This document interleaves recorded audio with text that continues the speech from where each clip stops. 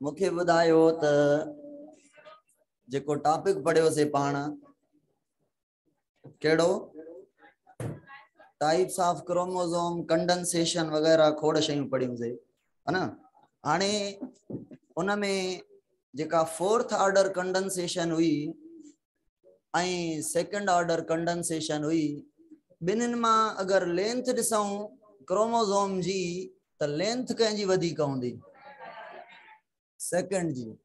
Visibility कंहिं में हूंदी फोर्थ में। सेल डिवीजन में केड़ो फॉर्म मिलंदो नॉर्मल फंक्शनिंग डिफरेंशिएटेड सेल जे अंदर केड़ी फॉर्म मिलंदी यू क्रोमेटिन ऐं हेट्रोक्रोमेटिन मां जेका यू क्रोमेटिन आ उहा सिलेक्टेड हूंदी या रैंडम हूंदी सिलेक्टेड छो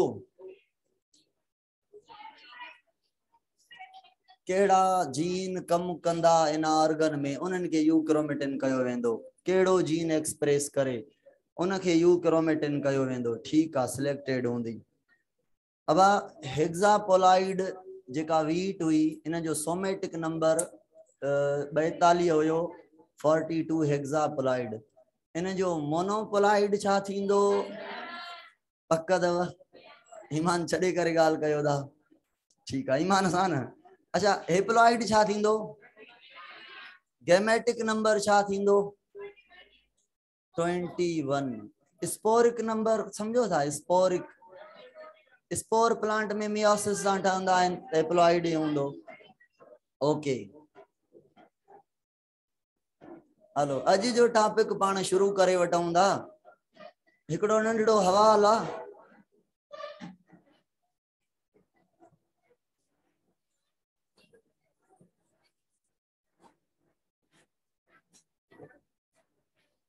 मां ईअं त न चयो हुयो मां एक्सेप्शन ॿुधाई हुयमि। अब आप ॿुधो every monoploid is equal to the haploid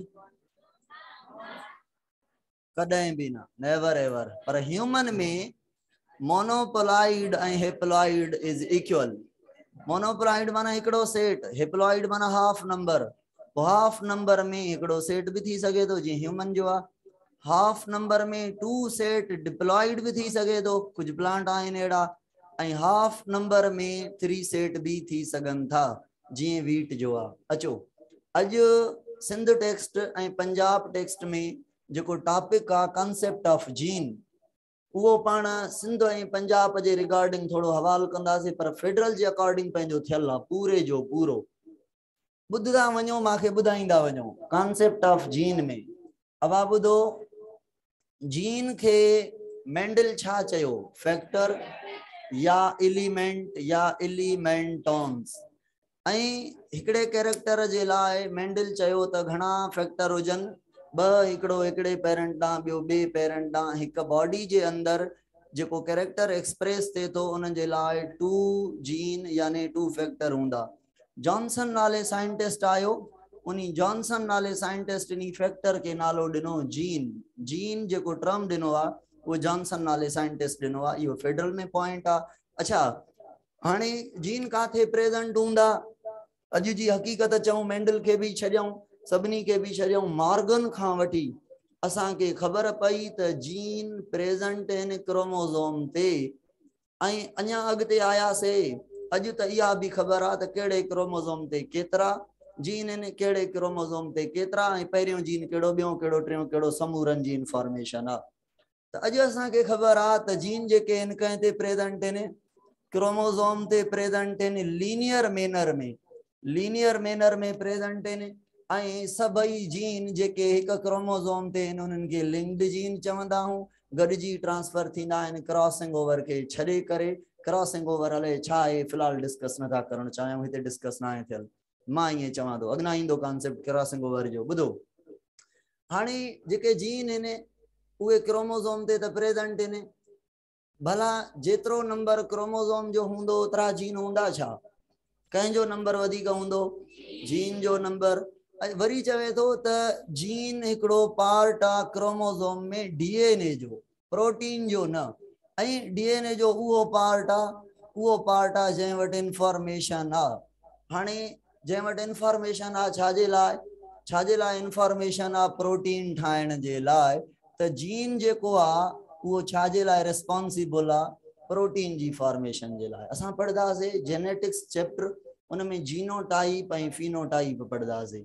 genotype माना जीन कहिड़ो आहे, डोमिनेंट आहे या रिसेसिव आहे, ॿई डोमिनेंट आहिनि या ॿई रिसेसिव आहिनि, हिकु डोमिनेंट आहे हिकु रिसेसिव आहे। त मां चवां कैपिटल टी स्मॉल टी इहो जीन जो टाइप आहे। Homozygous, heterozygous, homozygous recessive, homozygous dominant, इहो थी वियो जीनोटाइप।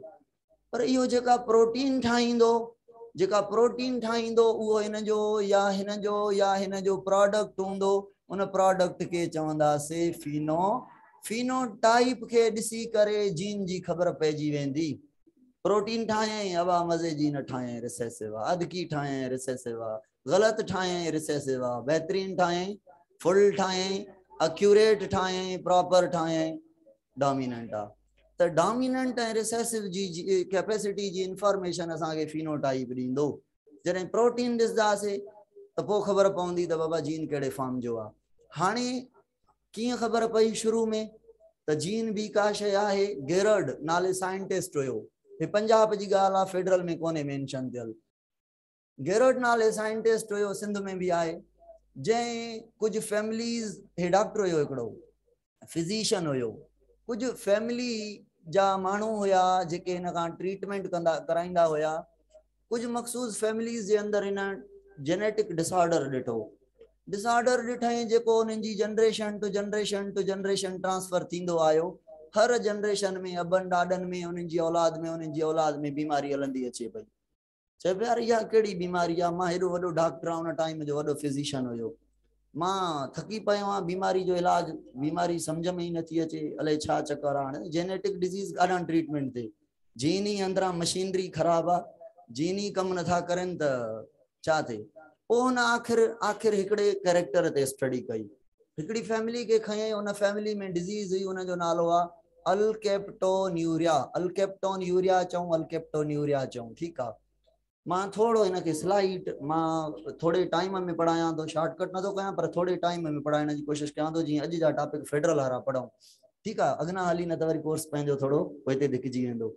मां चवां तो त इहो टॉपिक कम जो आहे त मां तॾहिं कवर कयां तो। पंजाब मां अल्केप्टोन्यूरिया अहिड़ी बीमारी आहे जंहिं माण्हू खे बीमारी हूंदी, उन माण्हू जॾहिं यूरिन पास कंदो बॉडी मां, त जीअं यूरिन बॉडी मां पास थींदो, एयर सां कॉन्टेक्ट में ईंदो, त यूरिन जो जेको कलर आहे उहो ब्लैक थींदो। माना अहिड़ो को केमिकल आहे यूरिन जे अंदरि, जेको जीअं यूरिन एयर जे अंदरि अचे थो, उहो केमिकल एयर सां रिएक्ट करे यूरिन खे ब्लैक करे थो। ऐं उहो जेको केमिकल हुयो जेको यूरिन में प्रेजेंट हुयो, उनखे अल्केप्टोन या होमोजेनेस्टिक एसिड चऊं था। अल्केप्टोन या होमोजेनेस्टिक एसिड चऊं था। अब होमोजेनेस्टिक एसिड और अल्केप्टोन हर हिक इंडिविजुअल में ठहंदो आहे, हर हिक इंडिविजुअल में होमोजेनेस्टिक एसिड ठहंदो आहे, पर हर हिक इंडिविजुअल जे यूरिन में पास न थींदो आहे। माना there is a enzyme that break homogentisic acid before pass out from the body. Homogentisic acid के हिकिड़ो एंजाइम हूंदो आहे, उहो हिनखे छा कंदो आहे, टोड़ींदो आहे। अब हाणे छा थो थिए, हिन अंदाज़ो लॻायो त अल्केप्टोन्यूरिया जे लाइ जेको जीन आहे उहो वीचारो थकी पियो आहे, यानी रिसेसिव आहे त माना प्रोटीन नथो ठाहे सघे, ऐं उहा प्रोटीन फ्यूचर जी छा आहे, एंजाइम आहे। एंजाइम जो कमु आहे ब्रेक करणु कंहिंखे, होमोजेनेस्टिक एसिड के। इन पेशेंट जे अंदरि जंहिंजो यूरिन ब्लैक थिए थो, उन जे अंदरि होमोजेनेस्टिक एसिड ब्रेक नथो थिए, माना एंजाइम नाहे, माना जीन रिसेसिव आहे।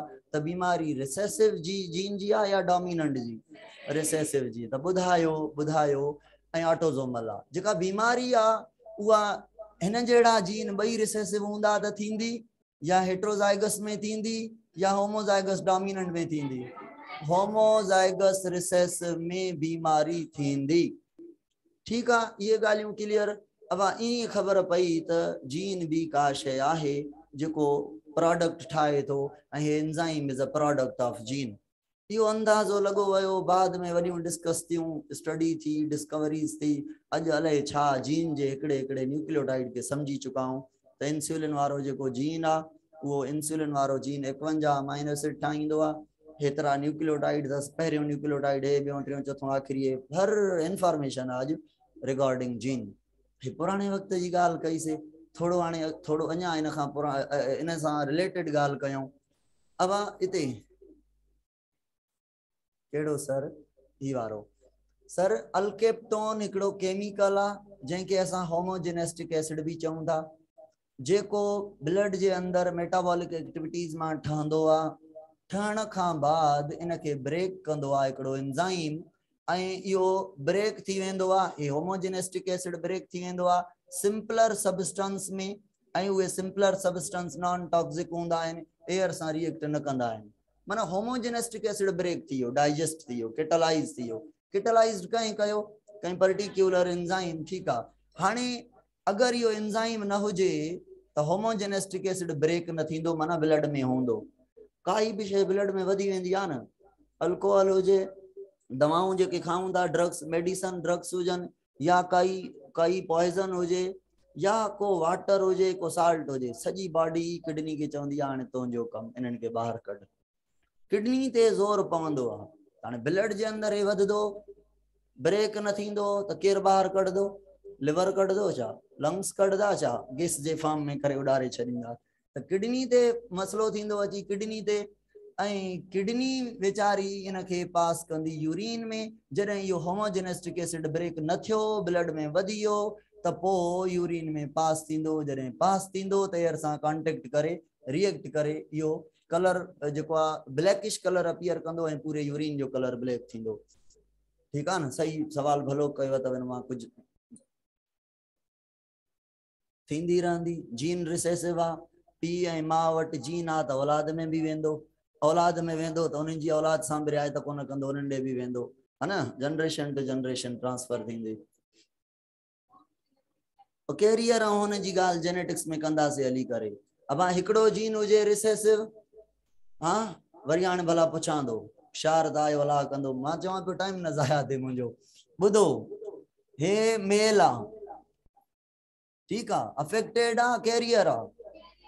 अब हे जीन नथो एंजाइम नथो ठाहे, ही त ठाहे थो न। ओके, इन माण्हू में बीमारी न हूंदी पर बीमारी जो जीन आहे।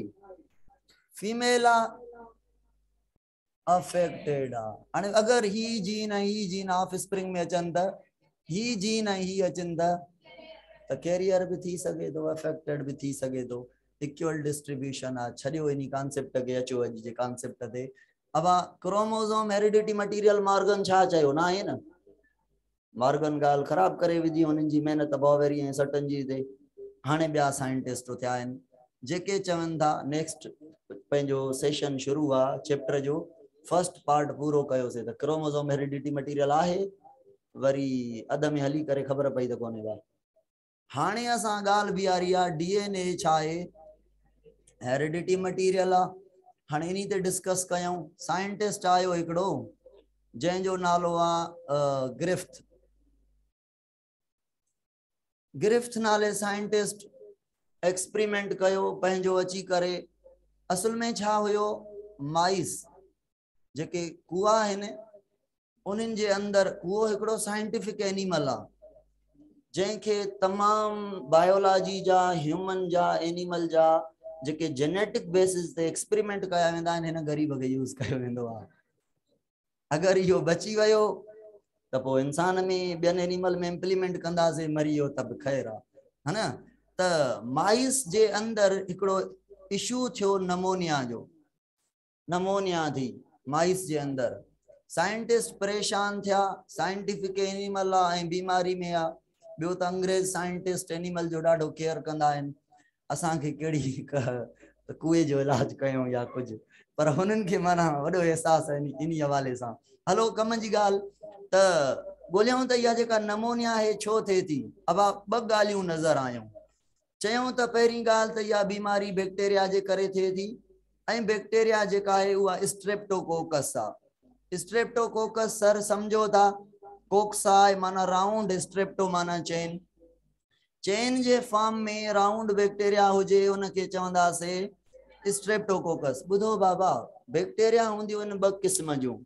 हिकिड़ी हूंदी आहे स्ट्रेप्टोकोकस एस स्ट्रेन ऐं ॿी हूंदी आहे आर स्ट्रेन। सर अगर बैक्टीरिया जे सेल जे मथां कवर हुजे पॉलीसेकेराइड जो कैप्सूल हुजे त इनी बैक्टीरिया जो जो सरफेस थी वेंदो वो स्मूथ थी वेंदो, जंहिंजे करे बैक्टीरिया के चवंदासीं, पर आहे त स्ट्रेप्टोकोकस न।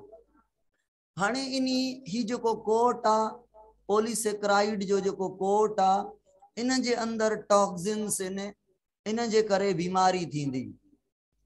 ही बैक्टीरिया जे अंदर कोट ना है, पॉलीसेकेराइड कोट जी फॉर्मेशन जे लाइ जीन हूंदो कि न हूंदो? जंहिं वटि पॉलीसेकेराइड कोट ना है माना या इंफॉर्मेशन ना है, माना वो जीन ना है, तॾहिं इहा बैक्टीरिया हुन खां चेंज आ। माना कोट जी फॉर्मेशन जे लाइ भी there is a gene, there is a genetic difference between S strain and R strain. त हिन जे अंदर कोट ना है, तंहिंजे करे हिन जो सरफेस रफ आ, त हिन खे रफ स्ट्रेन चयोसीं, आर स्ट्रेन चयोसीं। हाणे साइंटिस्ट चवे पियो अलाए ही बीमारी करे थी, अलाए ही करे थी, उन जे करे छा कयईं, लिक्विड फॉर्म में खयईं एस स्ट्रेन बैक्टीरिया ऐं उहा इंजेक्ट कयईं इनटू द लिविंग माइस। ऐं जॾहिं माइस जे अंदर इंजेक्ट कयईं त माइस जेको आहे उन जी थी वई डेथ। माइस जी थी वई डेथ। चई अच्छा डेथ छो थी? माना स्ट्रेप्टोकोकस माइस जे अंदर नमोनिया कई, उन नमोनिया जे करे माइस वयो हलियो। अच्छा ही थी वई एस स्ट्रेन खे चयईं त जेका एस स्ट्रेन आहे इहा वायरुलेंट आहे, बीमारी कंदड़ आहे। वायरुलेंट माना बीमारी कंदड़, माना पैथोजेनिक, पैथोजेनिक माना बीमारी कंदड़। ओके। ऐं उन खां बाद ॿियो एक्सपेरिमेंट कयईं जंहिंमें आर स्ट्रेन खयईं लिविंग ऐं इंजेक्ट कयईं कंहिंजे अंदर, माइस जे अंदर, त माइस सर्वाइव करे पियो ऐं घुमंदो वते पियो, माना नमोनिया न थी। नमोनिया न थी तंहिंजे करे बची वियो, हिनखे नमोनिया थी वई त मरी वियो, नमोनिया न थी त बची वियो। माना इहा ख़बर पई R strain is a non virulent. Okay sir. Sir हाणे ॿियो मसलो, साइंटिस्ट हुयो वरी ॿियो तजुर्बो कयईं, आर स्ट्रेन ऐं एस स्ट्रेन के मिलाए करे एस स्ट्रेन के छा कयईं, हीट सां किल कयईं। अब ॿुधो, जॾहिं प्रोकैरियोट के बैक्टीरिया के हीट सां किल कयऊं न, कंहिंखे किल कयईं? अब ॿुधो, हीट सां किल कयईं, कोट बचंदो? कुछ भी न बचंदो, डीएनए बचंदो। छो जे करे जेको डीएनए आ हाईली स्टेबल मॉलिक्यूल आ पूरी लाइफ जे अंदर। बैक्टीरिया जो त डीएनए ॾाढो स्टेबल आ, छो त बैक्टीरिया जे डीएनए में गुआनिन ऐं साइटोसिन वधीक हूंदा आहिनि। जंहिंखे डीएनए पढ़ियल आहे उनखे ॻाल्हि सम्झ में ईंदी, जंहिंखे न ईंदी त उनखे सुभाणे या ॿिए ॾींहुं इहो टॉपिक पढ़ंदासीं। गुआनिन ऐं साइटोसिन जे विच में ट्रिपल बॉन्डिंग हूंदी आहे, डीएनए मोर स्टेबल आहे प्रोकैरियोट जो। यूकैरियोट में जीसी रेशो वधीक न हूंदो आहे एतिरो। अच्छा डीएनए स्टेबल आहे, डीएनए बचो, बाक़ी बैक्टीरिया मरी वई। कंहिं सां इहा हीट किल्ड, माना हिन जो छा बचो, डीएनए। कंहिं सां मिलायई, आर स्ट्रेन हुई लिविंग, ॿिन्हिनि खे मिलाए करे इंजेक्ट कयई माइस खे, त चांस आहे त माइस सर्वाइव करे। छो त आर स्ट्रेन लिविंग आहे, बीमारी कंदी कोन। एस स्ट्रेन खत्म करे मारे छॾी आहे, उहा कीअं जहरी थींदी, ॿीहर जहरी थी करे अची करे बीमारी कंदी। त पॉसिबिलिटी ना है पर थियो, पर माइस जी थी वई डेथ, माना नमोनिया थी। परेशान थी वियो साइंटिस्ट, त इहो छा, आर स्ट्रेन पंहिंजो ईमान विञाए वेठी छा, बीमारी कयईं छा, आहे त नॉन वेरुलेंट, इनी बीमारी कई छा थियो, हिन डेड बॉडी के ऑब्जर्व कयईं। सर हिन डेड बॉडी के जे ऑब्जर्व कयईं त हिन मां एस स्ट्रेन मिली।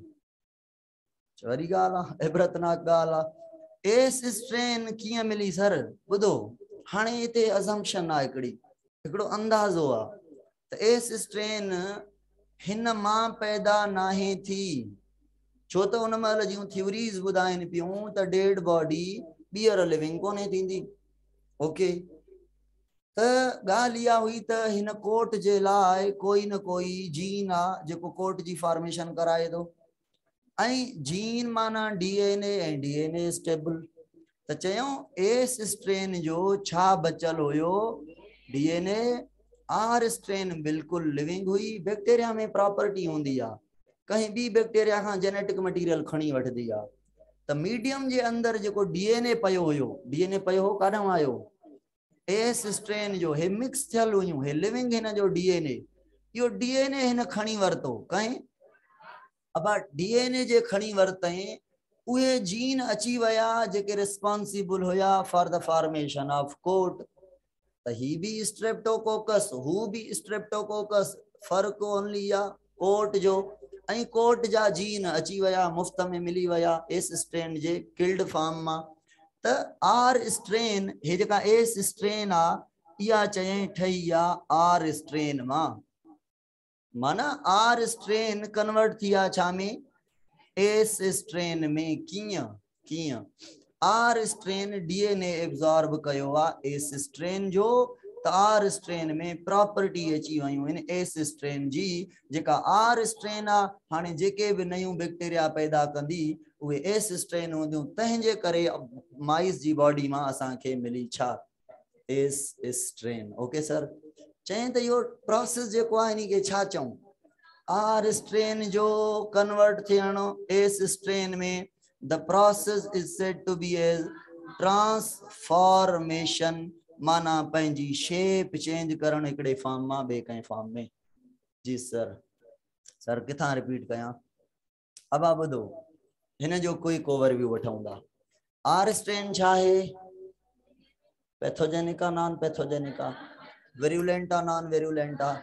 एस स्ट्रेन विरुलेंटा पर विरुलेंसी जी कैपेसिटी कोन अथसि, छा करे छॾियो अथसि, ॿिन्हिनि खे मिलाए करे माइस में इंजेक्शन करे लॻाईसीं। आर स्ट्रेन बीमारी कंदी कोन, एस स्ट्रेन करे सघंदी कोन, त बीमारी न थिए हा पर बीमारी थी। हिन जे पुठियां रीज़न इहो हुयो त एस स्ट्रेन जो DNA बचल हुयो, उहो DNA एब्जॉर्ब कयो आहे आर स्ट्रेन। आर स्ट्रेन में DNA अची वियो एस स्ट्रेन वारो, त आर स्ट्रेन बि थी वई एस स्ट्रेन वांगुरु। छो, DNA अची वियो। ख़बर अथव, हे त प्रोसेस करण हिकिड़ो चाहे पियो, करण चाहे पियो ऑब्जर्व नमोनिया, त उन जो ट्रीटमेंट छा कयां। ख़बर पइजी वई हिकिड़े मटीरियल जी, त देयर इज़ अ मटीरियल, अलाए कहिड़ो मटीरियल आहे जेको, इनखे इहा ख़बर न हुई त DNA ट्रांसफर थिए थो। अॼु असां चऊं था DNA स्टेबल आहे, DNA बचियो आहे, अॼु असां चऊं था ठीकु आहे न, DNA बचियो आहे। हिन चयो त अवा ॾिठई था न त DNA ट्रांसफर थियो, हिन त इहो ॾिठो त आर स्ट्रेन मां एस स्ट्रेन मिलियूं आहिनि। हिन चयो त अहिड़ो कोई केमिकल आहे जेको एस स्ट्रेन ॾांहुं आर स्ट्रेन ॾे ट्रांसफर थियो आहे, माना DNA मां चयो त ट्रांसफर थियो आहे। उन साइंटिस्ट छा चयो, कोई न कोई मॉलिक्यूल ट्रांसफर थियो आहे जंहिं कैरेक्टर ॾिना आहिनि आर स्ट्रेन खे एस स्ट्रेन जा। अॼु असां छा चऊं था, केरु ट्रांसफर थियो हूंदो, पर उन चयो अलाए कहिड़ो केमिकल आहे। माना हिकिड़ो क्ल्यू थियो त जेनेटिक मटीरियल जेको आहे अहिड़ी का शइ आहे जेका ट्रांसफर थिए थी, कोई केमिकल आहे जेको ट्रांसफर थिए थो ऐं फीचर ॾिए थो। आर स्ट्रेन पंहिंजो फॉर्म कन्वर्ट करे वई छा में, एस स्ट्रेन में। सर हाणे इन ट्रांसफॉर्मेशन खे, इन ट्रांसफॉर्मेशन प्रिंसिपल बि चवंदा आहियूं, इनखे प्रूव करण लाइ 3 साइंटिस्ट आया।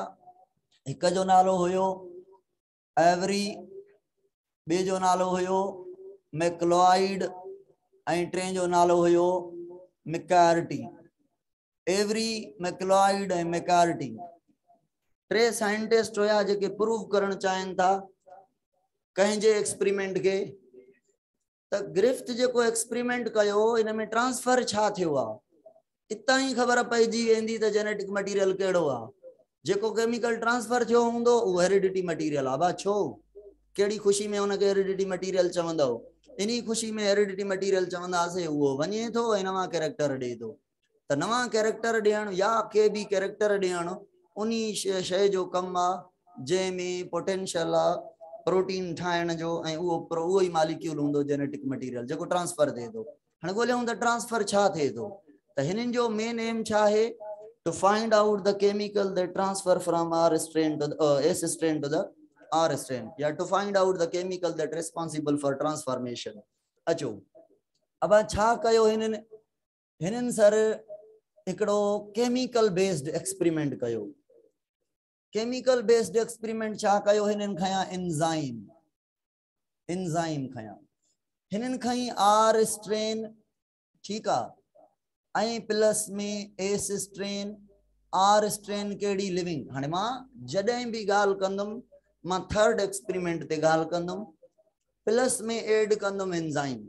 या गाल याद हो जे, थर्ड एक्सपेरिमेंट हिनन के मां यूज न कंदम। हाने अगना मां थर्ड एक्सपेरिमेंट जी गाल कंदम ऐं प्लस में यूज कंदम एंजाइम। अचो आर स्ट्रेन लिविंग खई, एस स्ट्रेन में असा एंजाइम ऐड कया से। पहरे केस में प्रोटीएज, प्रोटीन जेनेटिक मटीरियल आ, समझो वेंदो हो। अब प्रोटीएज जे ऐड करे इनन के पो मिलाए करे जे मां माइस में इंजेक्शन कई, उन साइंटिस्ट कई, उहे चवंदा मां न कई, ठीक आ न। त माइस जेका है उन जी डेथ थी वई, माना प्रोटीएज कंखे ब्रेक कंदा, प्रोटीन के। असा के खबर आ प्रोटीन त हीट किल करण से अगे ही खत्म थी वही हुई। भले प्रोटीन बचल भी हुए, भले ही लिविंग भी हुए, हा मिसाल जी गाल पर लिविंग रखनी ना है, न त इशू थींदो। इशू केड़ो थींदो मां बुधाया तो पो। प्रोटीन के जरे इन जी डाइजेस्ट थी वने, हा अगर प्रोटीन जेनेटिक मटीरियल हो जा, एकड़े मिनट लाए सपोज कयो प्रोटीन हेरिडिटी मटीरियल आ ऐं प्रोटीन स्टेबल मॉलिक्यूल आ, प्रोटीन बचो आ, त प्रोटीएज एंजाइम उन के डाइजेस्ट करे वेंदा। तो प्रोटीन ट्रांसफर थे हाँ एस स्ट्रेन डा आर स्ट्रेन डे, अगर जेनेटिक मटीरियल हो जे हाँ त, पर जेनेटिक मटीरियल प्रोटीन नहीं। भले प्रोटीएज 1,000 ऐड करन, प्रोटीएज डीएनए के कुछ कंदो छा? डीएनए रिमेन अवेलेबल, ठीक आ। त प्रोटीएज ऐड करण सा पो भी माइस जी डेथ थी आ, माना नमोनिया माइस जे अंदर थी वही, माना ट्रांसफॉर्मेशन थी। हिन डेड बॉडी मां डिठो त छा मिलियस? S strain थियस। अब काडों आया?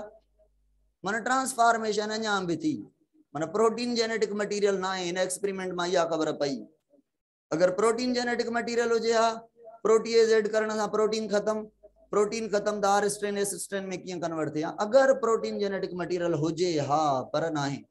अचो सेकंड एक्सपेरिमेंट में सर इन्हें ऐड कयो एंजाइम, सागो आर स्ट्रेन प्लस में heat killed S strain, enzyme add कयो आरएनएज, बे में अमाइलेज लिपेज, मां कटे सटे गाल कया दो, आरएनएज भी ऐड कयो त पो भी माइस में इंजेक्शन कयो त जेका है माइस जी डेथ थी वई ऐं डेड बॉडी मां छा मिलियो?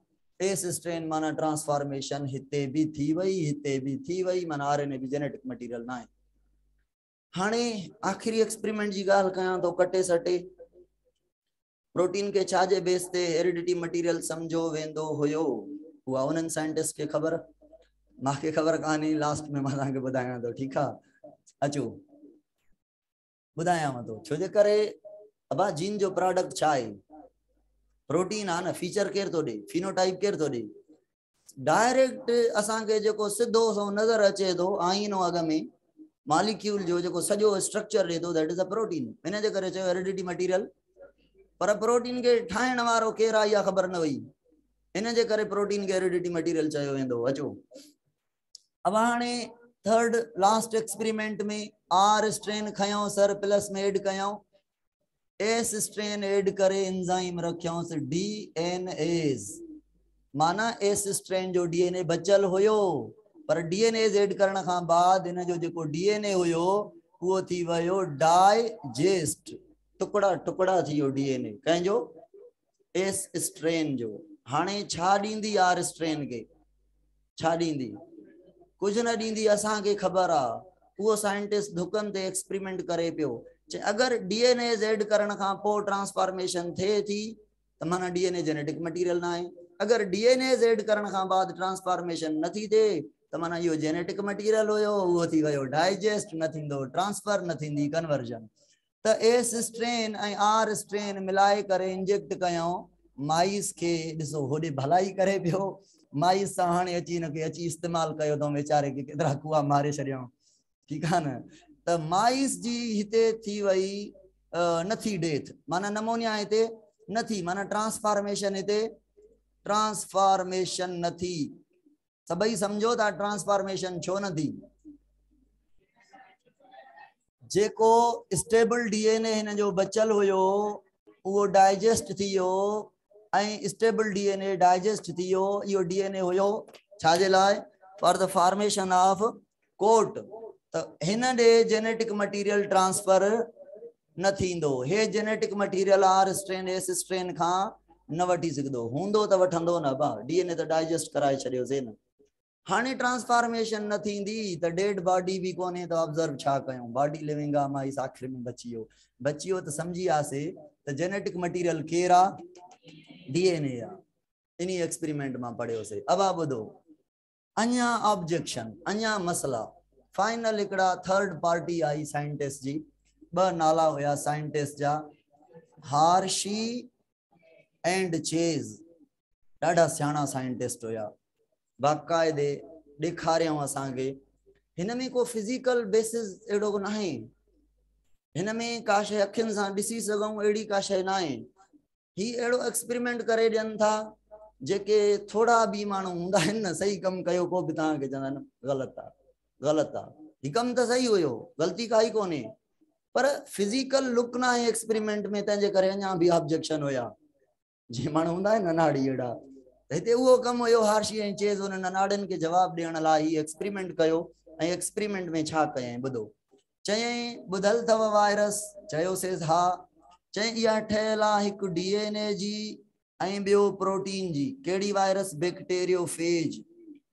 बैक्टीरियोफेज अटैक कंदी आहे कंहिं ते बैक्टीरिया ते त बैक्टीरिया थी वयुसि छा होस्ट चई हाणे हीअं कयो तव्हांखे ख़बर आहे हाणे थोड़ो एडवांस दौर आयो आहे साइंटिस्ट बि तॾहिं सियाणो थी वियो आहे डीएनए में प्रेजेंट हूंदो आहे फास्फोरस बिल्कुलु ऐं डीएनए में सल्फर प्रेजेंट न हूंदो आहे सल्फर डीएनए में हूंदो आहे कार्बन हाइड्रोजन ऑक्सीजन नाइट्रोजन है न ऐं फास्फोरस सल्फर न हूंदो आहे प्रोटीन में कार्बन हाइड्रोजन ऑक्सीजन नाइट्रोजन ऐं सल्फर हूंदो आहे फास्फोरस जेको आहे प्रोटीन में न हूंदो आहे प्रोटीन में छा हूंदो आहे सल्फर हूंदो आहे हाणे अगरि तव्हांखे सम्झणो आहे वायरस मां वायरस पैदा थींदी आहे न भाउ बैक्टीरिया जे अंदरि जॾहिं वायरस अटैक कंदी आहे त छा इंटर थिए थो इहो चई सम्झणो आहे पाण खे छा इंटर थिए थो अगरि डीएनए इंटर थिए थो त डीएनए हेरिडिटी मटीरियल आहे प्रोटीन इंटर थिए थी त प्रोटीन हेरिडिटी मटीरियल हिन जे चवण जो मक़सदु हुयो त डीएनए मां प्रोटीन ठहे थी या प्रोटीन मां डीएनए ठहे थो छो त वायरस छाजी ठहियल आहे डीएनए ऐं प्रोटीन हाणे लिपिड त ॻाल्हि ई निकिरी वई न हिते कार्बोहाइड्रेट जी त ॻाल्हि ई निकिरी वई जेनेटिक मटीरियल न आहिनि हाणे ॻाल्हि बीठी आहे डीएनए ते ऐं प्रोटीन ते त डीएनए ऐं प्रोटीन मां जेको अंदरि ट्रांसफर थींदो उन मां नई वायरस पैदा थींदी तव्हांखे ख़बर आहे न प्रोटीन मां डीएनए पैदा थींदो छा पैदा थींदो डीएनए मां आरएनए मां प्रोटीन जी फॉर्मेशन जे लाइ इंफॉर्मेशन डीएनए ते प्रेजेंट आहे त ॻाल्हि हाणे अचो गौर सां सम्झिजो जवाबु ॾींदा हलिजो मूंखे मां पुछंदो वञा थो तव्हां मूंखे खोपड़ी खोले जवाबु ॾियो अबा हिन जे अंदरि लेबलिंग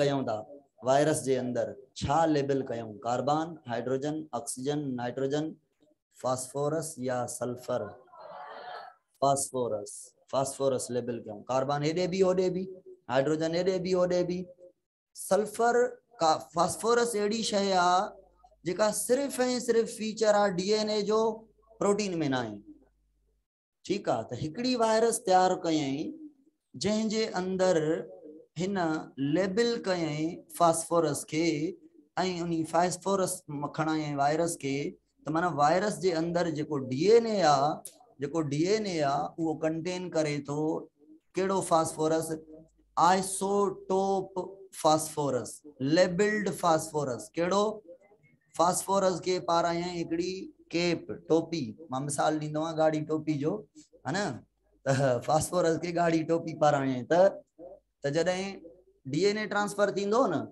वो फास्फोरस टोपी पातल माना नॉर्मल फास्फोरस न लेबल्ड फास्फोरस वो अंदर नजर ईंदो। अगर बैक्टीरिया में फास्फोरस अंदर नजर अचे तो माना केर अंदर आ, डीएनए या प्रोटीन?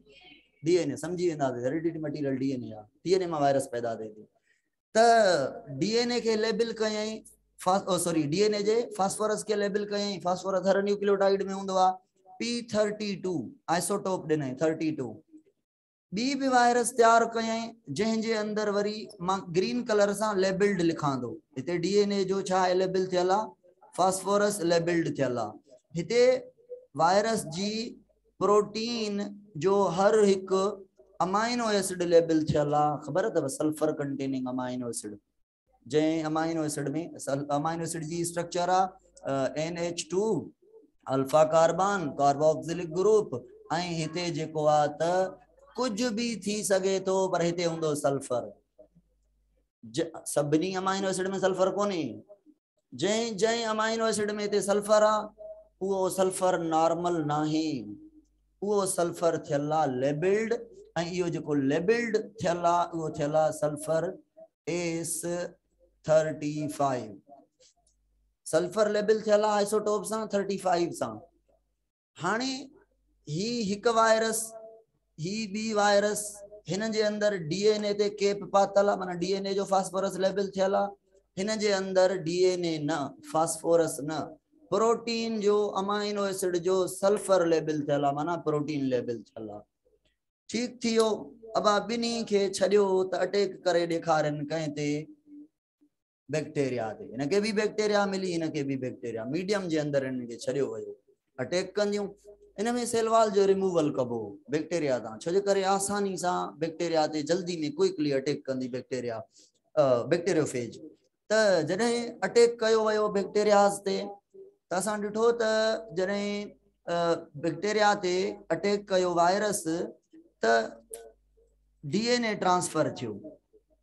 ऐं डीएनए कीअं ट्रांसफर थियो? छो त जॾहिं अटैक कराई से, बैक्टीरिया मरी वई, उन मीडियम मां कढी ॾिठोसीं, सेंट्रीफ्यूज कंदासीं, निकिरी ईंदा जेके वायरस ठहिया हूंदा, जेके डीएनए ठहिया हूंदा निकिरी ईंदा। त ॾिसंदासीं जेके बैक्टीरिया आहे कुछ टाइम जीअं अटैक कयईं, अटैक करण खां बाद थोड़े टाइम खां बाद बैक्टीरिया खे ॾिसंदासीं त बैक्टीरिया जे अंदर असांखे फास्फोरस मिलिया लेबल्ड। लेबल्ड फास्फोरस काथे मिलिया? बैक्टीरिया जे अंदर। फास्फोरस अंदर आ, माना डीएनए अंदर आ या प्रोटीन अंदर आ?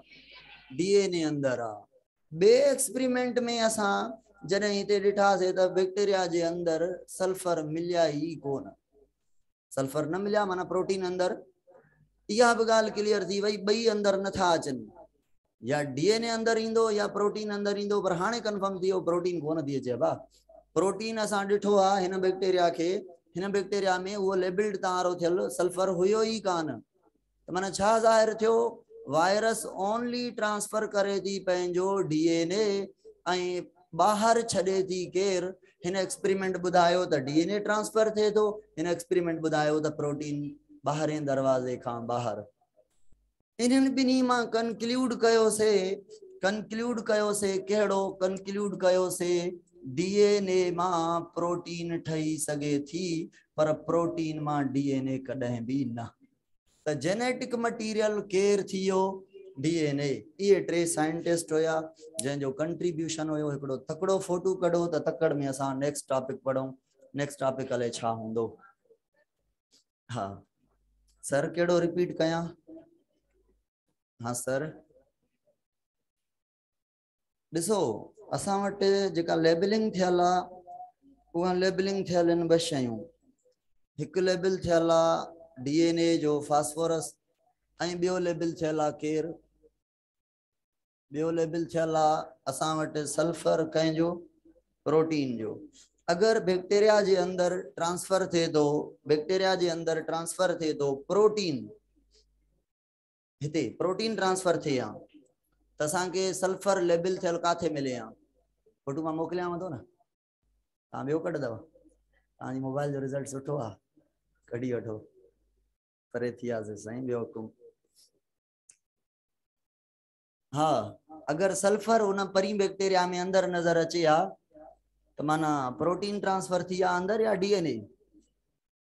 अगर सल्फर अंदर अचे हा तो माना प्रोटीन अंदर आई आ, छो जे करे sulphur is only present in protein I phosphorus अंदर और एक्सपेरिमेंट में तो छा समझो ता जेको अंदर वयो आ बैक्टीरिया में उन्हीं मां वायरस ठही आ या जेको बैक्टीरिया का बाहर रहो आ जेको अंदर वयो आ उन्हीं मां नयूं वायरस पैदा थियूं आहिनि। तो वायरस पंहिंजी प्रोटीन डीएनए मां ठाहे सके थी या पंहिंजो डीएनए प्रोटीन मां ठाहे सके थी? पंहिंजी प्रोटीन ठाहे सके थी फ्रॉम पंहिंजो DNA. Okay, by using host cytoplasm. Sir ॿुधो, टाइम एक थियो आ, ब्रेक केड़े टाइम थी हुई? खत्म 12:20 ते, 20 मिनट आहिनि, सुठो टाइम आ। हिन वीक में अकेडमी हलाइण जो मेन मसलो, मेन पर्पस इहो आ त असांखे कलाक खां वधीक टाइम मिले बायो वारनि खे त थोड़ो कोर्स खे कवर कयूं ऐं स्मूथली हलूं, तकड़ न कयूं, पोइ न त लास्ट में थोड़ी स्पीड 120 ते वधी वेंदी आहे। हा, छा केड़ी छोकरी हुई आ?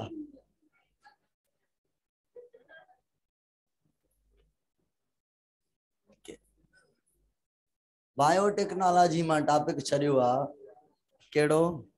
Finger printing. हाणे उन टॉपिक जे करे जड़ो कयो थी, हाणे पढ़ायां कोन पढ़ाईंदो मां, ऑनलाइन अपलोड करे ॾिनो त मां हेॾो सारो अञा छा।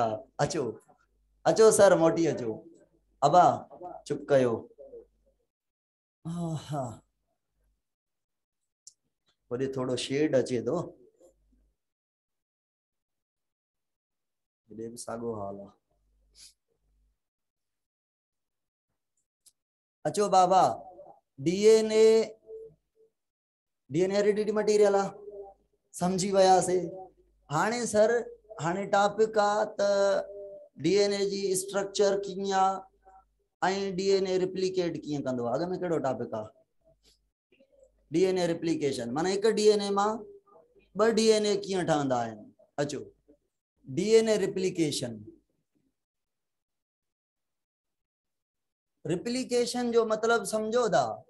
रिप्लिकेशन जो मतलब आ डीएनए जी कॉपी। हिकड़ो पेज खणी वञूं फोटो स्टेट ते, उन पेज जड़ो पेज बियो कढराए अचूं त जेका राइटिंग हिकड़े पेज ते हूंदी उहा ई ॿिए पेज ते हूंदी, या राइटिंग चेंज थींदी? न थींदी। राइटिंग चेंज थींदी फोटो कॉपी सां?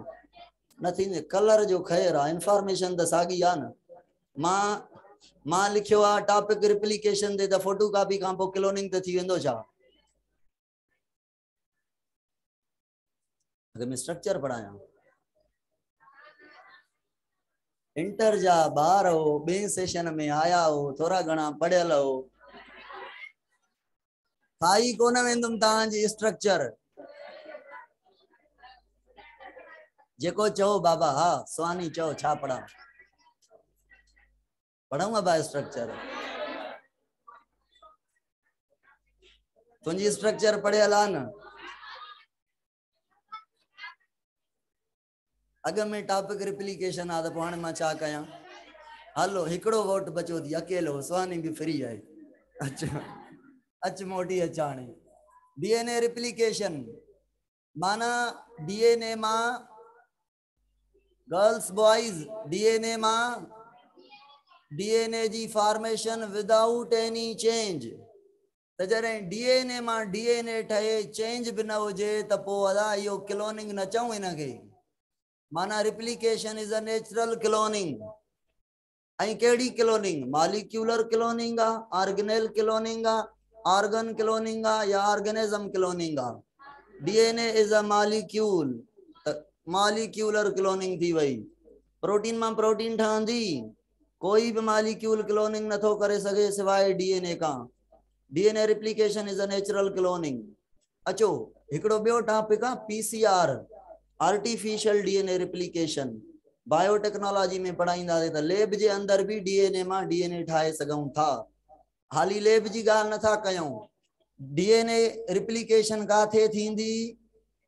सेल जे अंदर न्यूक्लियस में, in case of eukaryote. Prokaryote जो न्यूक्लियस ही साइटोप्लाज्म में, त रिप्लिकेशन भी साइटोप्लाज्म में। अब आप बुधो, रिप्लिकेशन के समझण जे लाइ असां खे 3 मॉडल ॾिना विया आहिनि।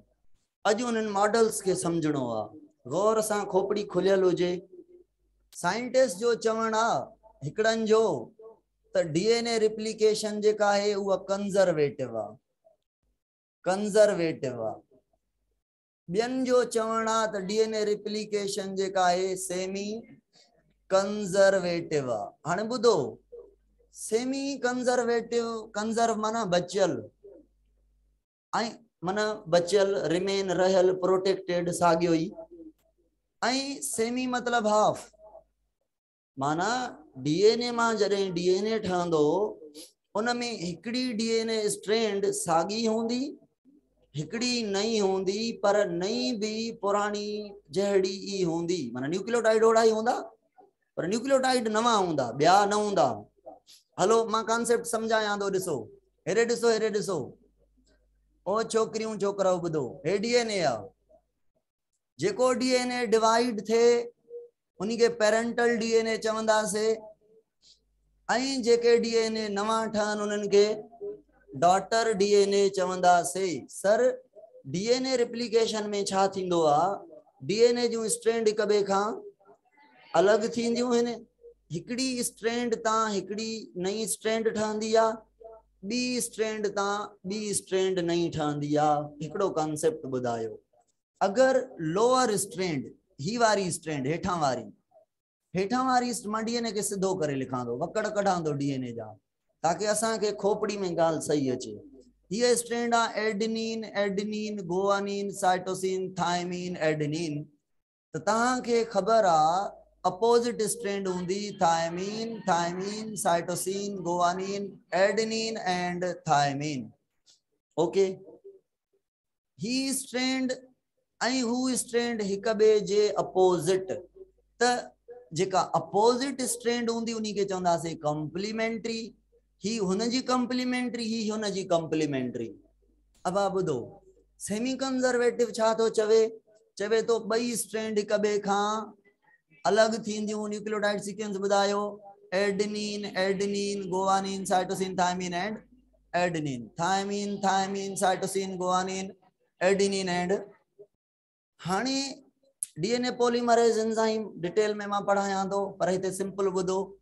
ईंदो जेको हिन स्ट्रैंड मां नई स्ट्रैंड ठाहींदो थायमीन, हेरे ॾिसो थायमीन आहे, हिते adenine, guanine, cytosine, thymine, thymine. ही जेका न्यू स्ट्रैंड ठही आहे त इहा ऐं हिक ओल्ड, इन्हनि के मिलाए करे असां चऊं था डीएनए कहिड़ो, डॉटर डीएनए। कहिड़ो डीएनए, पहिरियां खे डीएनए कहिड़ो हुयो, पेरेंट डीएनए। पेरेंट डीएनए मां हिकड़ो डॉटर डीएनए ठहियो आहे। उनमें जेका हिकड़ी स्ट्रैंड आहे ओल्ड आहे, ॿी जेका आहे उहा न्यू आहे पर ओल्ड जे कॉम्प्लीमेंट्री आहे। हिक ॻाल्हि आहे।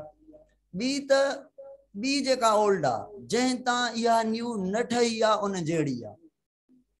जेका न्यू आहे जंहिं सां प्रेजेंट आहे उन जे कॉम्प्लीमेंट्री आहे, जंहिं ते नाहे उन जहिड़ी आहे। तबा हिन डीएनए ऐं हिन डीएनए में देयर इज नो डिफरेंस। फर्क छा आहे त नवा न्यूक्लियोटाइड न, पर का न्यूक्लियोटाइड में चेंज आहे।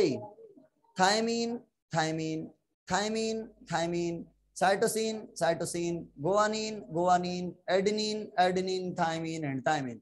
100% पेरेंट एंड डॉटर डीएनए हिक जहिड़ा क्लोन। हाणे मांखे ॿुधायो, जेका ॿी डीएनए जो ॿियो डीएनए ठहंदो, हिकिड़ो हिन तां ठहियो त ॿियो हिन तां ठहंदो, ऐं हिन तां जेको नओं डीएनए ठहंदो उहो वरी कंहिं जहिड़ो हूंदो, उहो हिन जहिड़ो हूंदो। ॿुधायो, adenine, adenine, guanine, cytosine, thymine and adenine. त घणा डीएनए ठहिजी विया, सर हे हिकु ऐं सर हे ॿ डॉटर डीएनए ठहिया हिकिड़े डीएनए मां। इन प्रोसेस खे चइबो रिप्लिकेशन। जेके ॿ ठहिया आहिनि उन्हनि में हिकिड़ी हिकिड़ी स्ट्रैंड साॻी, माना सॼे नए डीएनए मां अधु साॻो अधु नओं, अधु साॻो अधु नओं। माना साॻो घणो आहे, हाफ, न्यू घणो आहे, हाफ। त मॉडल के चवंदासीं semi conservative accurate model of DNA replication. ॿिया हवाल आहिनि, हाणे हवालनि खे कयूं। सही इहो मॉडल आहे, पर इन खां पहिरियां मॉडल ॾिनो वियो हो कंजर्वेटिव एंड डिस्पर्सिव। कंजर्वेटिव जो मतलब आ ब्लैक कलर सां पेरेंटल डीएनए सर ठाहियूं था, हे सर असांजो ठहिजी वियो डीएनए पेरेंटल, ठीक। हाणे इहो हिक ॿिए खां परे थी वियो, ओके, इस ताईं साॻी ॻाल्हि आहे। उन खां बाद हिन मां स्ट्रैंड ठही आहे नई, माना उहा अहिड़ी, हिन मां स्ट्रैंड ठही आहे नई, माना अहिड़ी, इस ताईं ॻाल्हि साॻी आहे। बाद में चवनि था ये जेके नयूं स्ट्रैंड आहिनि ये पाण में मिली करे हिकिड़ो नओं डीएनए ठाहींदियूं। हरू भरू वधाए ॻाल्हि कयूं, अॻ में अहिड़ी ॻाल्हि करे छॾिना त मीज़ल्सन एंड स्टॉल जंहिं मॉडल ॾिनो, हिननि खे तकलीफ़ न अचे हा, हिननि जो नालो न हुजे हा, उन्हनि जो हुजे कंजर्वेटिव वारनि जो, पर भुली विया। काथे भुलाइनि सम्झो था? न्यू डीएनए पुराणनि ते ठहनि था, पर पोइ पाण में मिली करे नओं ठाहिनि था। ऐं जेको ओल्ड आहे, ओल्ड स्ट्रैंड वरी पाण में यूनाइट थी करे ऐं उहे जेको आहे त डीएनए, माना हिननि जे चवण जो मक़सदु छा आहे, हिकु डीएनए मां ॿ ठहनि था, बिल्कुलु ओके आहे, पर जेके नवां डीएनए ठहनि था, नए डीएनए में ॿई स्ट्रैंड नयूं आहिनि ऐं पुराणे में ॿई स्ट्रैंड पुराणियूं आहिनि।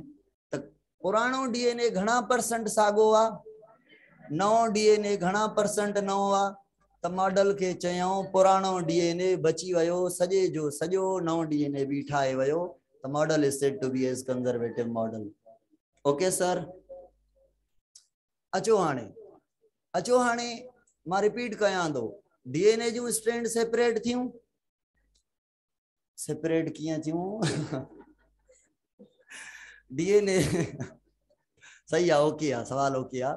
डीएनए बाबा प्रोसेस पढ़ाईंदुमि मां, त डीएनए मां डीएनए कीअं थो ठहे, हे माना हे हवाला कयूं था हिकिड़ा, त डीएनए मां डीएनए ठहंदो आहे।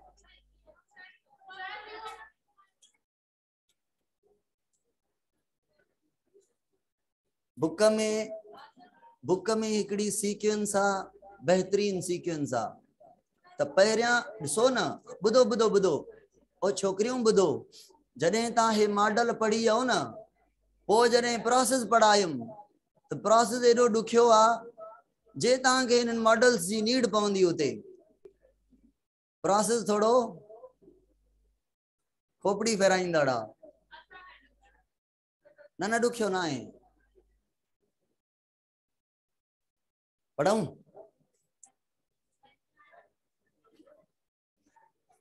अचो मोटी अचो। थर्ड जेको मां ढाबा ॿुधो न, हे मां छा पढ़ायां थो ख़बर अथव? माण्हुनि जा हवाल, कहिड़नि जा? कंजर्वेटिव वारनि चयो डीएनए हीअं रिप्लिकेट कंदो, जी पढ़ायो आहे। सेमी कंजर वारनि चयो डीएनए जॾहिं डिवाइड थींदो अधु साॻियो हूंदो अधु नओं हूंदो। डिस्पर्सिव वारनि छा चयो आहे? हाणे इहे ॻाल्हियूं थोड़ी ॿुधो, जॾहिं टॉपिक जी शुरुआत हुजे न, कुछ रटन जी ज़रूरत पवंदी आहे, कुछ रटन जी ज़रूरत पवंदी आहे। हिते त सिधो सो कॉन्सेप्ट आहे, हिते रटो इहो लॻाइणो आहे, हिते रटो इहो लॻाइणो आहे, या दिमाग़ में रखणो आहे त डीएनए जुदा कीअं थियो, त उन जे लाइ एंजाइम घुर्जनि, डीएनए गायरेज, डीएनए हेलिकेज, वरी गायरेज जा नाला हूंदा, प्राइमेज, वरी प्राइमर, वरी वॾो मसलो। चुप, फिलहाल तव्हां हे बेसिक ॻाल्हियूं आहिनि, इहे सम्झो, थोरो रट ॾिसो न, हे साइंटिस्ट जूं ॻाल्हियूं आहिनि, त उन्हनि में कॉन्सेप्ट कीअं ईंदो, उहे उन जंहिं ॻाल्हियूं कयूं आहिनि ओड़े तरीक़े सां कंदासीं। ऐं उन जॾहिं ग़लति आहिनि त सही कॉन्सेप्ट कीअं हूंदो उन्हनि में? जॾहिं कंजर्वेटिव मॉडल ग़लति आहे त उन में सही कॉन्सेप्ट कॾहिं ईंदो? जहिड़ो उन चयो आहे असां ज़ोरी उन खे सही करे चऊंसि त हुजे भलाई। इन कंजर्वेटिव वारे सां वीचारो हुयो, ग़रीब हुयो, ग़लति चयो आहे पर असां सही करे छॾियूंसि था। एमसीक्यूज़ वारो न बख़्शींदो, ग़लति आहे त ग़लति पढ़ाइणो आहे न, ग़लति जो मतिलबु आहे जीअं हुन चयो आहे। हाणे मां छा कयां जे हुन चरे माण्हू ईअं ॻाल्हि कई हुई, ॿियो छा?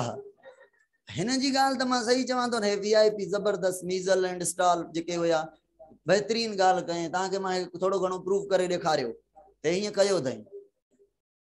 ओके ओके सर, अचो हाणे डिस्पर्सिव डिस्पर्सिव जो मतलब छा आहे? डिस्पर्सिव सजे जो सजो डीएनए टुकड़ा टुकड़ा थी वञे, कुतर कुतर थी वञे, सफ़ा डीएनए।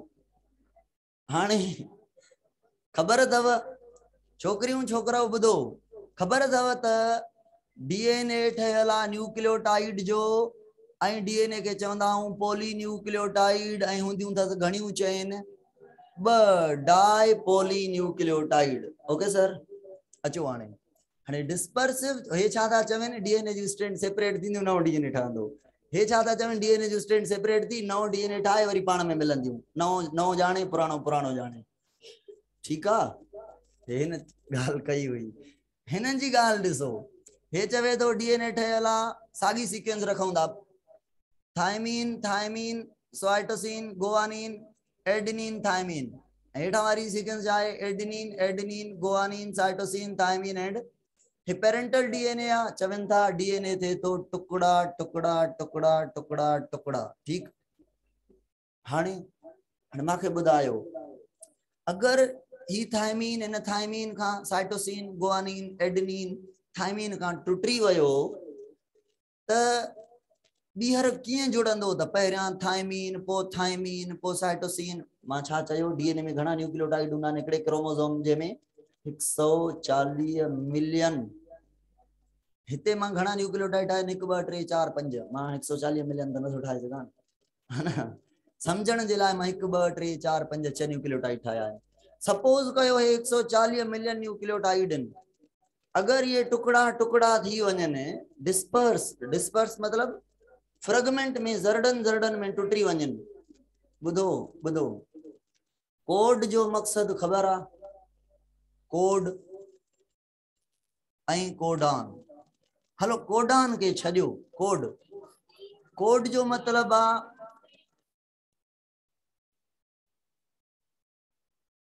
कोड जो मतलब आहे 3 न्यूक्लियोटाइड के मिलाए करे डीएनए जो हिकिड़ो मैसेज चवंदासीं, ऐं इन्ही कोड मां माना जेको आरएनए ठहंदो, आरएनए छा हूंदो एडेनिन जे साम्हूं, थायमीन, थायमीन हूंदो आहे छा आरएनए में, यूरासिल, ऐं हे थियो आरएनए ते जेका सीक्वेंस आहे इनखे चवंदासीं कोडान। बहरहाल code is a single message of DNA, उन कोड मां ठहंदो कोडान, माना डीएनए मां ठहंदो आरएनए। डीएनए जे हर 3 न्यूक्लियोटाइड के छा चवंदासीं, कोड कोड कोड कोड, माना मैसेज मैसेज डीएनए जी मैसेज। हाणे नी कोड मां माना डीएनए मां छा ठहंदो, आरएनए, त आरएनए जा जेके ट्रिपलेट ठहंदा उन्हनि खे चवंदासीं कोडान, ऐं आरएनए मां ठहंदी सर असांजी प्रोटीन, ऐं हिकिड़े कोडान मां हिकिड़ो अमाइनो एसिड, ॿियो अमाइनो एसिड, टियों अमाइनो एसिड, केड़ो अमाइनो एसिड, ही केड़ो ही केड़ो ही केड़ो, that is decided by the sequence of code. ए या त मिसाल जी ॻाल्हि, अमाइनो एसिड एलेनिन हूंदो, सपोज कयूं था, TAG या त टायरोसिन हूंदो, ट्रिप्टोफेन हूंदो, CAC या ग्लाइसिन हूंदो, सपोज कयूं था। माना 10,000 क़िस्म जूं सर प्रोटीन इन असांजे बॉडी में, के नंढियूं के वॾियूं, कंहिंमें थोड़ा अमाइनो एसिड, कंहिंमें केतिरा कंहिंमें केतिरा, पहिरियों कहिड़ो ॿियों कहिड़ो टियों कहिड़ो। छोकिरियूं छोकिरा ॿुधो, इहा इंसुलिन जॾहिं सेल ठाहिण चाहे थो त इंसुलिन ई ठहे थी, भुल में बि नथी ठहे, छो त इंसुलिन वारो जेको जीन आहे उन ते पर्टिकुलर कोड आहिनि, पहिरियों फलाणो अमाइनो एसिड ठहंदो, ॿियों टियों चौथों, त इंसुलिन ठहे थी। अगर कोड में चेंज अची वेंदी त अमाइनो एसिड में चेंज अची वेंदी, है ना, कोड में चेंज माना डीएनए में चेंज, म्यूटेशन पढ़ी अथव, डीएनए में चेंज। हाणे जीन के डोमिनेंट ऐं रिसेसिव चऊं था, समझो था ॻाल्हि खे, डोमिनेंट ऐं रिसेसिव। म्यूटेशन थियण खां बाद अगर गलत अमाइनो एसिड इनकोड करे जीन, म्यूटेट यानी कि रिसेसिव जीन चवंदो, डोमिनेंट। अब कोड में चेंज अची वई, कोड हुयो ए जी जगह ए खत्म थी वियो आहे, उते जी अची वियो आहे, टी अची वियो आहे, सी अची वियो आहे, या वयो आहे हलियो। कोड चेंज त अलेनिन ठहणो हुयो, हाणे वेलाइन ठहंदो। त इहो जेको जीन हूंदो सही तरीके जी प्रोटीन ठाहींदो छा? अग में जेका प्रोटीन हुई उन में अलेनिन हुयो, हाणे जेका ठहे थी उन में वेलिन, त गलत प्रोटीन ठाहे त जीन कम जो ना है, त जीन खे चवंदासीं रिसेसिव। म्यूटेंट रिसेसिव माना हाणे ख़बर पए थी डोमिनेंट जीन माना जेको इज्जत सां कमु करे है ना। ऐं जंहिं जीन जे अंदर या जीन कमु करे ई न या ग़लति कमु करे, ग़लति प्रोटीन ठाहे, ग़लति अमाइनो एसिड इनकोड करे, उन्हीं खे चवंदासीं रिसेसिव जीन। हेमोग्लोबिन पढ़ी अथव 574 अमाइनो एसिड अथसि, 2 अल्फा 2 बीटा चेन अथसि। हर अल्फा में 141, हर बीटा में 146 अमाइनो एसिड अथसि। हाणे उन जे अंदर हर बीटा जे अंदर 146 सॉरी जेको 6th अमाइनो एसिड आहे उहो हूंदो आहे ग्लूटामिक एसिड। छा कॾहिं कॾहिं ग्लूटामिक एसिड जी जगह ते वेलाइन अची वेंदो आहे। मां सवाल पुछां थो, मां मां टॉपिक खां ॿाहिरि आयो आहियां, बिल्कुलु तव्हांजो कॉन्सेप्ट क्लियर करण जे लाइ अॻ में हो पढ़ायो, इन जे लाइ मां हेॾे आयो आहियां। ॿुधो हाणे अबा चुप वेलाइन जे आयो आहे त चेंज कंहिंमें आई आहे? जीन जे कोड में, न्यूक्लियोटाइड में। त जेको जीन रिस्पॉन्सिबल हुयो ग्लूटामिक एसिड ठाहिण जी जगह ठाहिण जे लाइ, हाणे उते हाणे हेमोग्लोबिन साॻी प्रोटीन हूंदी पर हिकिड़ो अमाइनो एसिड चेंज हूंदुसि। कहिड़ो? 6 नंबर ग्लूटामिक एसिड। उहो ठहणो हुयो, उन जी जगह ते ठहिजी वियो आहे। जीन ॼण चरियो आहे त ग़लति ठाहींदो, जॾहिं जीन में चेंज ईंदी त पोइ ग़लति ठाहींदो, म्यूटेशन थींदी। हाणे इन जीन में चेंजिंग जे करे इहो जेको हेमोग्लोबिन आहे न, हेमोग्लोबिन जो कमु हूंदो आहे रेड ब्लड सेल खे शेप ॾियणु ऐं रेड ब्लड सेल में ऑक्सीजन जी ट्रांसपोर्ट कराइणु। हेमोग्लोबिन जे ग्लूटामिक एसिड जो कमु हूंदो आहे। ओके 5 मिनट जो ब्रेक ॾेई पोइ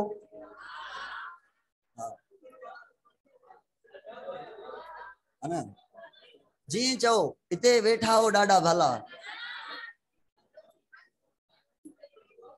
हाँ सर बिल्कुल असांजे ठीक है। हलो 5 मिनट जो ब्रेक वठूं था, सिर्फ एक मां पूरो कयां ट्रम, पोइ नेक्स्ट जेको पीरियड वठंदासीं थोड़ो हल्को वठंदासीं, बस हल्को मतलब 55 मिनट। छो जे करे चुप हे तो पॉइंट समझो, जेतिरो चवंदो ओतिरो वठंदासीं। मोटी अचो, खोपड़ी खोलियो गर्ल्स बॉयज। चुप चुप बाबा, चुप बाबा, चुप बाबा, चुप। हाँ डीएनए त डिस्कवर न थियल हुयो।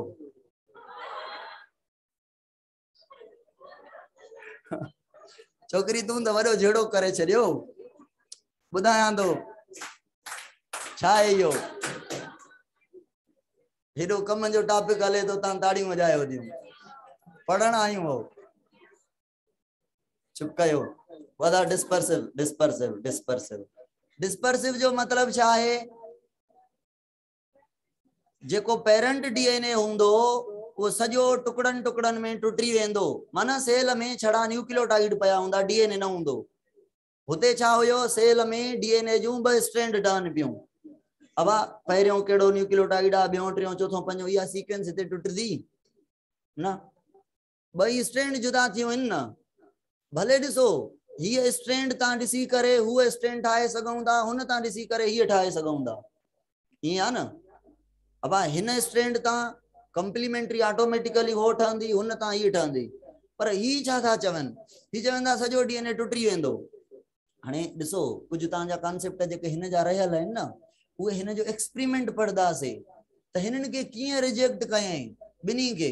उहे एक्सपेरिमेंट मां हिन जा कॉन्सेप्ट अची वेंदा त ग़लति बि हुया त छो, हिननि ग़रीबनि अहिड़ी ॻाल्हि छो कई हुई, त इन्हनि जो बि एहसास कंदासीं पाण। अॻ में हिन खे ॾिसो, हाणे ॾिसो जॾहिं डीएनए टुकड़न टुकड़न में टुटी पियो आहे, 140 मिलियन न्यूक्लियोटाइड मां लिखां थो छड़ो हिकिड़े क्रोमोसोम जा, घणा क्रोमोसोम आहिनि? 46। केॾा न्यूक्लियोटाइड थी विया। हाणे इन्हनि खे अहिड़ो कहिड़ो सिस्टम थी सघे थो सेल में जंहिंखे डिसाइड करे अबा अच थाइमीन तूं पहिरियों आ। हाँ ॾिसो चए थो डीएनए जा न्यूक्लियोटाइड टुटी विया, थाइमीन सां अटैच थींदो छा? एडेनिन। अगर हे एडेनिन हुयो त इन एडेनिन सां अटैच थींदो छा? थाइमीन। हे एडेनिन त इन सां अटैच थींदो थाइमीन। हे गुआनिन त इन सां अटैच थींदो साइटोसिन। हे साइटोसिन त इन सां अटैच थींदो। हाणे ये उबता सुबता होते होते अले काथे काथे न्यूक्लियोटाइड सां न्यूक्लियोटाइड, इहा ॻाल्हि मञण में अचे थी त जेको एडेनिन हूंदो उन सां थाइमीन, जेको थाइमीन हूंदो उन सां एडेनिन अटैच थींदो। डिस्पर्सिव जी ॻाल्हि मञण में अचे थी। इहा ॻाल्हि कीअं मञूं असां? त जेके टुकड़ा टुकड़ा टुकड़ा थी करे सागी जड़ो डीएनए रहन आहे को जवाज़ मञण जो माना मुंहिंजे चवण जो मक़सद छा आहे ये हर टुकड़े के खबर पइजी वेंदी त मुंहिंजी पोजीशन काथे आहे इम्पॉसिबल 140 मिलियन न्यूक्लियोटाइड ने हर टुकड़ो पंहिंजी जगह ते कीअं अची का अहिड़ी इंफॉर्मेशन त कोन्हे डीएनए वटि डीएनए जो न्यूक्लियोटाइड टुटी वियो त टुटी वियो बस ठीकु आहे ईअं न आहे त सॼे जा सॼा 140 मिलियन न्यूक्लियोटाइड हेॾे होॾे थी विया ऐं सेल उन खे वते ॻणींदो अबा पहिरियों तूं अच ॿियों तूं अच टियों तूं अच चोथों हा ईअं करे थो सघे थियल अगरि हिकिड़ी न्यूक्लियोटाइड सीक्वेंस पई आहे उन तां ॾिसी करे अबा एडिनिन आहे न सॾु कंदो थाइमिन खे तूं अच तोसां ऐड कयां गुआनिन आहे अच साइटोसिन साइटोसिन आहे अच गुआनिन इहो मैकेनिज्म आहे छो त इंफॉर्मेशन अवेलेबल आहे हिकिड़ी स्ट्रैंड ते इहो मैकेनिज्म कोन्हे त सॼे जी सॼी पुराणी स्ट्रैंड यादि करे छॾे सेल त मुंहिंजो जेको डीएनए हुयो उहो हीअं हुयो ठीकु आहे न त डिस्पर्सिव मॉडल ग़लति आहे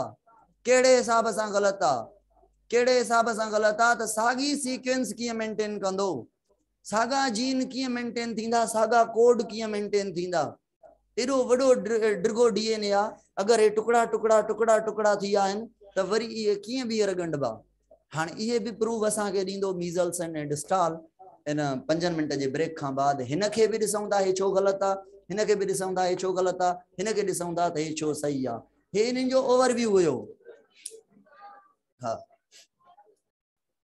कंजर्वेटिव चए थो सर हे मां वटि ॿ ब्लैक मार्कर कोन्हनि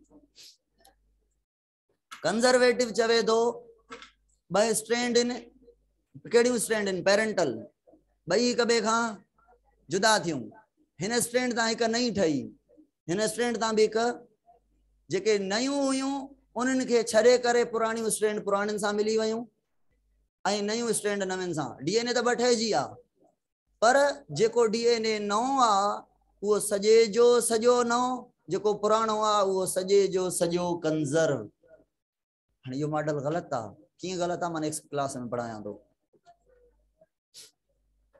डिस्पर्सिव में जॾहिं 140 मिलियन न्यूक्लियोटाइड डिघा आहिनि हिकु कोड मां ईअं पढ़ायो त कोड जो मतिलबु आहे 3 न्यूक्लियोटाइड मिली करे इंफॉर्मेशन रखदा आहिनि हिकिड़े अमाइनो एसिड लाइ हाँ 3 के बि 3 हिते ॾिसो 3 ॿिया आहिनि हिते 3 ॿिया आहिनि हिते 3 ॿिया आहिनि त कोड माना डीएनए ते पयल न्यूक्लियोटाइड चवंदा आहियूं न अबा छोकिरा छोकिरियूं ॿुधो डीएनए में हेरिडिटी मटीरियल आहे डीएनए में हेरिडिटी इंफॉर्मेशन आहे छा में आहे डीएनए जी इंफॉर्मेशन न्यूक्लियोटाइड जी सीक्वेंस में हलो जीन सही आहे पर जीन जे न्यूक्लियोटाइड जी सीक्वेंस में न्यूक्लियोटाइड ए आहे फलां अमाइनो एसिड ठहंदो AAC आहे त ॿियो अमाइनो एसिड ठहंदो AAG आहे ॿियो ठहंदो AAP आहे ॿियो ठहंदो माना डीएनए जे जेका न्यूक्लियोटाइड सीक्वेंस आहे उहा मैटर करे थी अमाइनो एसिड कहिड़ा ठहंदा 10,000 क़िस्म जूं प्रोटीन कीअं ठाहियूं आहिनि हिकु ई जहिड़ो डीएनए आहे सॼो सॼा जीन हिकु ई जहिड़ा आहिनि सभिनि में न्यूक्लियोटाइड जी सीक्वेंस हिकु ई जेतिरी आहे सभिनि में कोड हिकु ई जेतिरा आहिनि कोन हिकिड़ी प्रोटीन आहे वॾे में वॾी हेमोसाइनिन जंहिंजे अंदरि 8200 अमाइनो एसिड आहिनि नंढे में नंढी असांजे ह्यूमन जे केस में त इंसुलिन प्रोटीन आहे हलो 5 मिंट जो ब्रेक 5 मिंट खां बाद नेक्स्ट क्लास शुरू